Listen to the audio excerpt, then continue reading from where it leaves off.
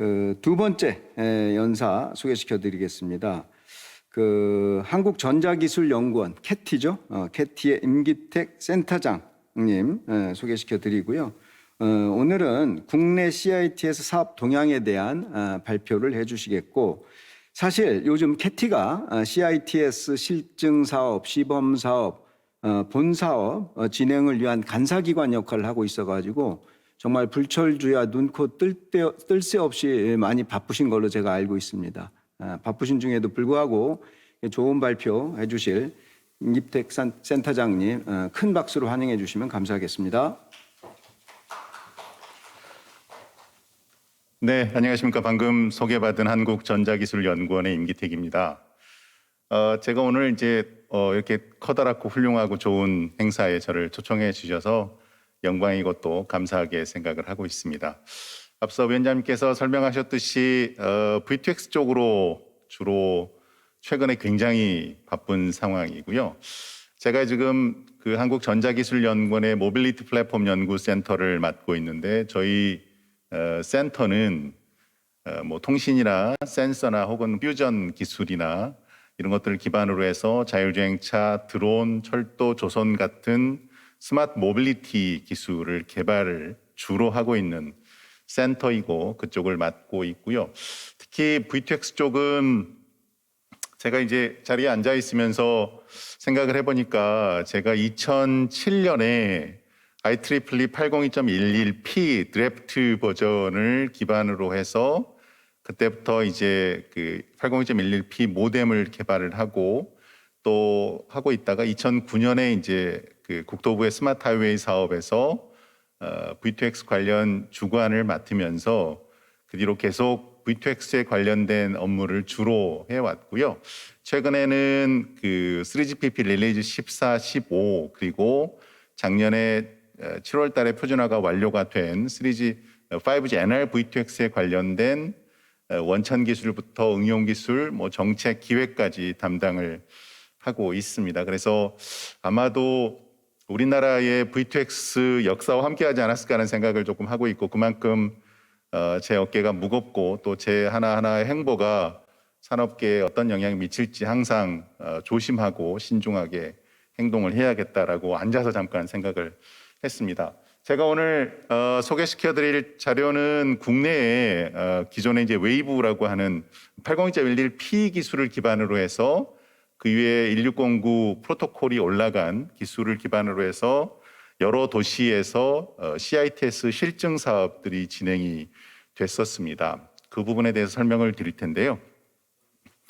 앞서 연사분께서 자율주행 자동차가 뭐 웨이보라든가 여러 회사에서 자율주행차를 테스트하고 있고 하지만 사고가 자주 일어나는 상황을 잠깐 소개를 해 주셨는데, 자율주행차가 우리가 뭐 다 알고 있겠지만 센서가 카메라 그리고 라이다 같은 센서들이 주로 사용이 되고 있는데요. 카메라 같은 경우는 뭐 카메라로 영상을 인식하고 그 인식된 정보를 기반으로 해서 뒤에 후처리 과정을 통해서 인지하고 하는 형태가 될 텐데, 날씨가 좋으면 카메라 같은 경우는 굉장히 성능이 좋습니다. 요즘 뭐 해상도도 워낙 높아지고 하기 때문에. 그런데 날씨가 굉장히 안 좋은 상황, 눈이 많이 내리거나 뭐 폭풍우가 몰아치거나 그런 상황에서는 카메라의 성능은 굉장히 떨어질 수밖에 없는 한계점이 존재하고요. 레이더 같은 경우는 뭐 77기가, 79기가를 많이 사용을 하지만 이게 아주 그 하이 프리퀀시이기 때문에 직진성이 굉장히 강한 주파수입니다. 그래서 전방에 오브젝트가 있는지 혹은 그 오브젝트가 어떤 속도로 움직이고 있는지에 대해서는 굉장히 잘 디텍션을 합니다만, 레이더라는 게 결국은 이 앞에 전방에 주변에 있는 오브젝트가 어떤 오브젝트인지, 차량인지 보행자인지 그리고 뭐 중앙선인지 중앙벽인지 이걸 구분을 할 수가 없다라는 한계가 존재하고요. 그래서 이거를 해결하기 위해서 이제 라이다라는 게 나왔는데, 이것도 결국은 라이트, 빛을 사용하기 때문에 해결할 수 없는 좀 한계 같은 것들이 존재하죠. 그래서 최근에는 뭐 이미징 레이더나 이런 센서들을 퓨전해서 여러 개 합쳐서 그런 단점들을 조금 보완을 하려고 하고 있고, 자동차 OEM들 위주로 스탠드얼론한 자율주행 자동차를 개발을 하고 있는데 결국은 아직까지는 계속 사고가 많이 나고 있죠. 그래서 여기에 내 차량과 주변의 차량 그리고 주변의 인프라, 주변의 페데스트리안 보행자와 연결이 되면 실제로 사고를 조금 더 줄일 수 있지 않을까. 왜냐하면 통신이라는 게 결국은 실시간으로 정보를 전송을 할 수가 있기 때문이죠. 그래서 이 실시간 연결성을 제공을 하면 사고를 충분히 더 줄일 수 있지 않을까 해서 최근에는 커넥티드 오토노머스 비클 기술이 굉장히 활발히 되고 있고 그 커넥티비티를 제공하기 위한 인프라 구축을 우리나라뿐만 아니라 각국에서 많이 활발하게 진행을 하고 있습니다. CITS 같은 경우는 뭐 코오퍼레이티브 ITS 인텔리전트 트랜스포테이션 시스템인데요. 결국은 ITS라고 하면 일반적으로 뭐 지능형 교통 시스템이라고 하는 1세대 시스템이라고 할 수 있고요. CITS 같은 경우는 ITS 같은 경우는 인프라에서 자동차에 일방적으로 정보를 전송한다라고 하면 CITS는 양방향 통신이 되는 거라서 그 다음 버전이라고 생각을 하면 될 것 같습니다. 뭐 제목만 놓고 오랫동안 설명을 드렸는데요. 우리나라 같은 경우는 CITS 실증 사업, 시범 사업, 실증 사업을 오랫동안 지난 2014년부터 지금까지 진행을 해오고 있습니다. 그래서 2014년에는 대전 세종 간의 CITS 시범 사업이 1단계로 진행이 되고 있고 2020년까지 2단계가 진행이 됐었습니다. 그 이후에도 서울, 제주, 광주, 울산, 최근에 강릉까지 대여섯 개의 지자체 그리고 또 국토부에서 예산을 지원을 해서 CITS 실증 사업들이 활발하게 진행이 되었습니다. 그래서 이 실증 사업들은 대부분 802.11p 기반의 통신들을 위주로 진행이 됐었고요. 뭐 보시는 바대로 각각의 여러 지자체에서 진행이 됐었습니다. CITS를 추진하는 또 지원하는 구축하는 이유는 결국은 앞서 잠깐 설명드린 대로 고속으로 주행하는 자동차에 실시간으로 정보를 전송을 해서 그 정보를 기반으로 해서 안전성을 조금 더 높이자라는 게 주요 취지가 되겠고요. CITS를 구축하면 결국은 사고를 조금 예방을 할 수가 있고 결국은 교통 안전성을 조금 더 증대시킬 수가 있고 그리고 자율주행 자동차, 자율주행 서비스로의 어떤 기반을 조금 더 조기에 구축할 수 있지 않을까라는 장점이 있습니다.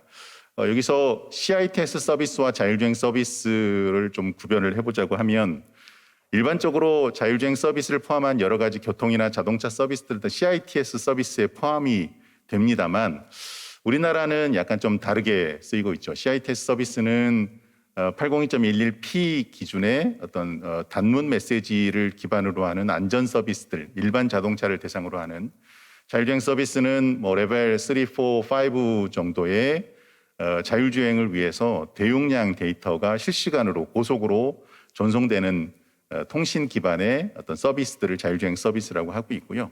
그래서 지금 현재 CITS 서비스는 대부분 일반 자동차, 뭐 트럭이라든가 버스라든가 어떤 그런 퍼블릭 자동차들의 안전을 위주로 하는 서비스라고 생각을 하면 될 것 같고요. 다만 이런 CITS 서비스들이 진행이 되면서 자율주행 자동차의 어떤 기반을 만드는 데는 나름대로의 큰 의미, 기여를 할 수 있지 않을까 생각을 하고 있습니다. 앞서 설명드렸던 대로 가장 일찍 시작했던 2014년에 시작했던 서비스가 대전 세종 간의 CITS 시범 서비스입니다. 요거에 이제 올해 작년 2020년까지 진행이 됐었고요. 국토부와 지자체가 예산을 합쳐서 진행이 되었고 약 한 15개 정도의 서비스를 제공을 하고 있습니다. 그리고 앞서 위원장님께 잠깐 말씀하셨지만 결국은 CITS 웨이브 통신과 LTE VTX 통신이 듀얼 모드로 약 2,407km 구간에 설치가 될 예정이고 LTE VTX의 실도로 실증 성능을 검증하기 위해서 사용하는 사이트가 이 대전 세종 사이트입니다. 그래서 가장 먼저 시작됐고 또 가장 또 커다란 의미가 있지 않을까 생각을 하고 있습니다. 여기서 RSU는 약 95개 정도, 그리고 단말기는 약 한 50대 정도 설치가 돼서 이런 서비스들이, 이런 인프라들이 구축이 돼서 서비스를 진행을 하고 있고요. 이렇게 보시면 됩니다. 그래서 차량에서 뭐 디스플레이가 연결돼 있고, 단말기 같은 경우는 루프 안테나에서 케이블 길이를 최소한으로 하기 위해서 트렁크에 단말기들이 설치가 되고, 그 단말기에서 UI를 위해서 네트워크로 차량 운전자 시야에 닿는 부분에 LTE 그 디스플레이 디바이스가 설치가 돼서 서비스가 되었다라고 보시면 됩니다. 그래서 대전 세종간에서 15개 서비스가 진행이 되었고, 그 구간을 자주 운행하는 사용자들을 모집을 해서 테스트를 했습니다. 단말기가 3,000대 정도 되겠네요. 그래서 3,000명 정도를 모집을 해서 이런 15개 서비스를 지속적으로 제공을 하고 있습니다. 그리고 그 다음에 이제 실증 사업이라고 하는데요. 도로공사가 수도권의 여러 주요 고속도로에 802.11P 위주로 서비스를 구축을 했습니다. 그래서 약 한 85km 정도의 구간에 2018년부터 2019년까지 약 1년 동안, 기간 동안 설치를 했습니다. 그래서 주로 안전 서비스를 위한 9개, 안전을 위한 9개 서비스, 그리고 교통 용량 증대를 위한 8개 서비스, 그리고 도로 관련된 서비스 4개 정도를 포함해서 서비스를 구축을 했습니다. 그리고 서울 상암동 일대에 실증 사업이 진행이 되었었고요. 2019년부터 2020년 12월 달까지 단계별로 1, 2, 3차에 걸쳐서 진행이 되었습니다. 아마 이 서울은 기존의 802.11P 기반의 단일 통신 방식에서 벗어나서 5G 그리고 LTE V2X까지를 포함하는 5G V2X까지 인프라가 구축이 되고 서비스까지 지원되는 지자체에서는 가장 거의 유일한 LTE V2X 테스트베드로 구축이 되어 있지 않을까 생각을 하고 있습니다.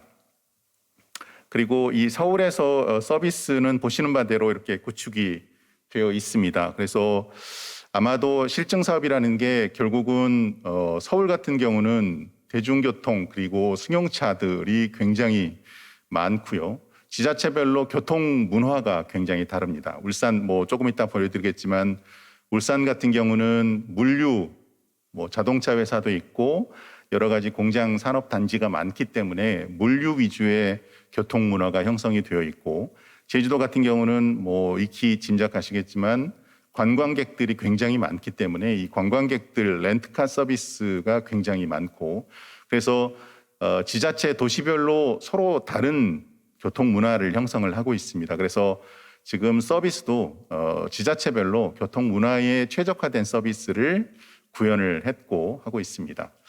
그리고 이런 그 지자체별의 CITS 서비스들이 얼마 전까지만 해도 서로 간에 호환이 안 됐었어요. 그래서 지금 최근에는 호환되는 15가지 서비스를 개발을 하고 표준화를 해서 향후에는 문제가 없겠습니다만 얼마 전까지만 해도 각 지자체별의 CITS 서비스들은 호환이 안 됐었죠. 이런 서비스를 제공을 하고 있고, 그리고 제주도입니다. 그래서 이것도 2018년부터 2020년 12월 달까지 약 한 3년 정도 기간에 걸쳐서 보시는 바대로 제주도 지리 도시 그림에서 거의 대부분의 도로에 CITS 인프라가 구축이 되어 있고요. 얼마 전에 아마 보시는 분 아시겠지만 그 소방차 앰뷸런스가 2분 몇십 초 정도 골든타임을 줄였다라고 하는 CF들이 나올 만큼 굉장히 약간 좀 의미가 있는 CITS 실증 사업 구축이 되지 않았을까 싶고요. 서비스를 보시면 대부분 렌트카 관광객들을 대상으로 하는 렌트카 위주로 되었습니다. 그리고 울산 같은 경우도 앞서 말씀드린 대로 산업 단지라든가 자동차 공장들이 많기 때문에 물류 위주의 서비스가 구축이 되었고요. 이것도 2019년 1월부터 2021년 올해 12월 달까지 약 3년 정도의 기간으로 구축이 되고 있습니다. 그리고 보시는 바대로 뭐 이렇게 되었고요. 그리고 광주, 뭐 전라도 광주광역시 같은 경우도 대부분 광주광역시는 뭐 산업단지보다는 대규모 도시이기 때문에 뭐 퍼블릭 도로라든가 퍼블릭 교통이라든가 혹은 승용차 위주의 서비스들이 제공이 되고 있고, 여기는 2020년 2월 달부터 올해 12월 달까지 기간을 거쳐서 설치가 진행이 되고 있습니다. 보시는 바대로 각 도시별로 CITS 인프라를 구축하면서 자율주행 테스트베드로 활용할 수 있는 구간을 구축을 하고 있고요. 여기도 거의 대부분 802.11p 규격을 기반으로 했습니다만 LTE 같은 레거시 LTE 통신을 일부 서브 통신 방식으로 활용을 해서 구축이 되어 있습니다. 그래서 앞서 서울과 제주 그리고 울산과 광주에 대해서 대표적인 실증 사업에 대해서 OBU는 몇 대, 그리고 기지국은 몇 대, 통신 방식은 어떤 통신 방식이 사용이 되었는지에 대해서 간략하게 테이블을 보시면 될 것 같고요. 거의 대부분 802.11p 기반의 5.9기가 DSRC 통신 방식이 사용이 되었습니다. 물론 서울을 제외하고요. 오늘 이제 제가 드리고자 하는 주요 발표 자료입니다. 최근에 앞서 지금까지 보셨던 대로 각 지자체에서 거의 5.9기가 DSRC 통신 방식 위주로 CITS 실증 사업이 진행이 되었었고, 하지만 자율주행차, 뭐 여러분 아시겠지만 레벨 4 이상의 자율주행차는 뭐 150Mbps 혹은 그 이상의 초고속 전송 속도를 지원을 요청을 하고, 그리고 뭐 3ms 이하의 레이턴시를 요청을 하고, 그리고 99.999% 이상의 고신뢰성을 요구하는 서비스들이 굉장히 많습니다. CITS 3GPP 유스 케이스에 보면 뭐 어드밴스드 드라이빙이라든가 센서 쉐어링, 리모트 드라이빙, 그다음에 플랫투닝 같은 이런 서비스들이 보면 특히 리모트 드라이빙 같은 경우는 3ms 이하의 레이턴시를 보장하면서 초고속 데이터 전송 그리고 고신뢰성을 굉장히 필요로 하는 서비스들이 많기 때문에 결국은 자율주행 레벨 4 이상을 지원하기 위해서는 오늘같이 주제가 되는 5G 혹은 6G 이상의 초고속 통신이 필요하게 될 거고요. 그래서 뭐 세계적인 흐름을 따라서 우리나라도 결국은 LTE V2X나 5G NR V2X 같은 셀룰러 계열의 V2X 통신이 실도로에서 서비스가 제대로 제공되는지를 검증을 해봐야 되는데 현재까지는 그런 기회가 없었죠. 그래서 얼마 전에 국토부 과기부와 합의를 통해서 2,407km 구간의 주요 고속도로 구간에 2023년 말까지 802.11p 기반의 5.9기가 DSRC 통신과 그리고 LTE V2X 통신을 듀얼 모드로 인프라를 구축하는 걸로 진행이 되었습니다. 그래서 이 LTE V2X가 실도로에서 서비스를 제대로 제공을 할 수 있는지를 확인하기 위해서 CITS 통신기술 실증 사업을 올해 10월부터 내년 10월 달까지 진행이 되고 있고, 저희 한국전자기술연구원이 간사기관을 맡아서 한국도로공사 그리고 TTA, ITS 코리아와 같이 진행을 하고 있습니다. 그래서 보시면 LTE V2X가 대전 세종간 구간에서 서비스를 제대로 제공할 수 있는지를 검증을 해야 되는데, 올해 10월 달부터 12월 달까지는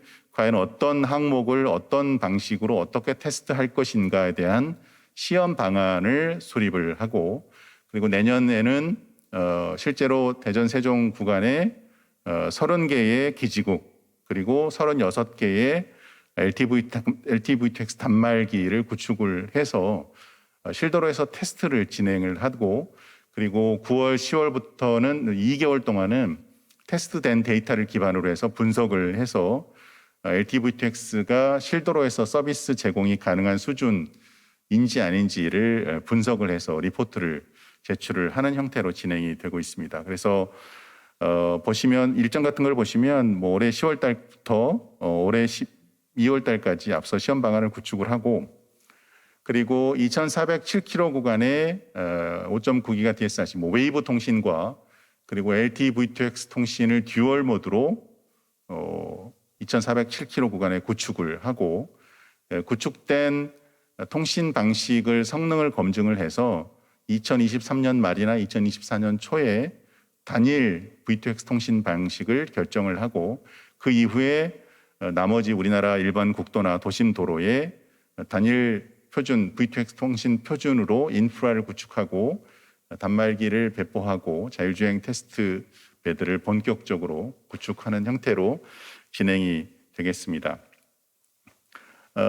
그래서 이 CITS 통신기술 실증 사업을 하는 이유는 뭐 잠깐 더 말씀드리면 오해가 없도록 2,407km 구간의 LTE V2X 방식을 적용할 수 있을지 없을지를 검증하기 위함이 지금 현재 진행되고 있는 CITS 통신기술 실증 사업이라고 보시면 되고요.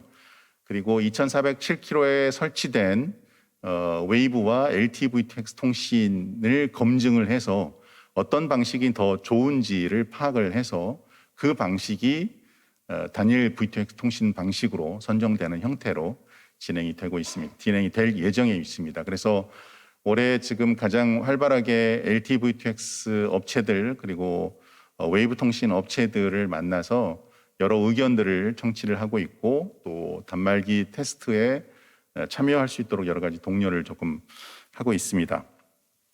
그래서 글자가 잘 안 보이시겠습니다만 일단 현재까지는 테스트 프로시저가 랩 테스트를 진행을 하고 랩 테스트는 뭐 802.11P라든가 혹은 3GPP 릴리즈 14에서 정의하는 규격의 적합성을 검증을 하고요. 그리고 시험도로 테스트를 진행을 하고 그다음에 실도로에서 서비스를 테스트하는 형태로 진행이 될 예정에 있습니다. 그래서 시험도로 테스트 항목을 보시면 통신 영역 그리고 PRR 그러니까 패킷 수신율 그리고 보안 그리고 혼잡 제어 그리고 통신 레이턴시 그다음에 최대 전송 용량 같은 6개 항목을 일단 전문가들과의 의견 청취를 통해서 항목을 선정을 했고 이 항목 6개에 대해서는 KCT 같은 비공용 도로에서 테스트를 해서 진행을 하겠습니다. 그리고 그 이후에 서비스는 이제 4가지 서비스를 생각을 하고 있습니다. 그래서 실도로에서 이 4개 서비스를 단말기에 구축을 해서 구현을 해서 실도로에서 테스트를 하는 형태로 진행이 될 텐데요. 4가지 서비스는 교차로 안전지원 서비스고 그다음에 노면 상태 정보 제공 서비스 그리고 전방 차량 이상 행동이라든가 추돌 방지 이런 서비스들을 4가지를 결정을 하고 있고 이 4가지를 선택한 이유는 I2V 그리고 V2I 그리고 V2V의 각각의 방식에 대해서 구현 가능한지를 알아보기 위해서 테스트를 진행을 할 계획에 있습니다. 그래서 지금까지 발표 드린 대로 지금 현재 CITS 통신기술 실증 사업 진행하고 있는 이 사업이 결국은 5G나 6G로 이어질 수 있는 어떤 기반을 만든다라고 보시면 될 것 같고요. 저희 또한 V2X 기술 개발 그리고 산업 활성화 등을 기반으로 해서 저희가 최선을 다해서 테스트를 잘 진행하고 좋은 결과를 도출해서 좋은 영향을 미칠 수 있도록 노력을 하겠습니다. 감사합니다. 캐티의 임기택 센터장님 발표 감사드리고요. 그간 진행되어 왔던 국내 CITS 실증 사업들에 대해서 전반적으로 설명을 해주셨고 특히나 24년에 최종 선정될 CITS의 V2X 통신 기술 방식 전반적인 선정 절차 계획 일정 등에 대해서 자세한 말씀을 해주셨습니다. 관련돼서 많은 질문이 있을 거라고 생각을 합니다만 질문과 또 다른 그 응답은 우리 패널 세션에서 진행하도록 하겠습니다.